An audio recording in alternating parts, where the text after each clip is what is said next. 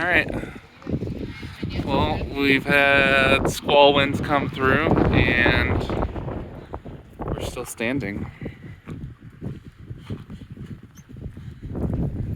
I do have our doors open just to kind of keep everything wind flowing through so it's not like a straight up parachute. But got this side guide out. This is, I don't know, wind was coming straight across the lake. Now it's kind of moving north, so more left to right. But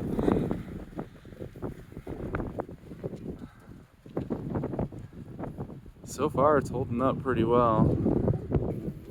I would say we had probably close to a 50 to 60 mile an hour gust hit us. Destroyed one of our canopy tents.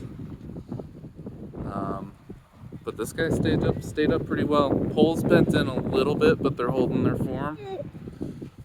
So I'd say as long as you've got a guide out, you'd be golden.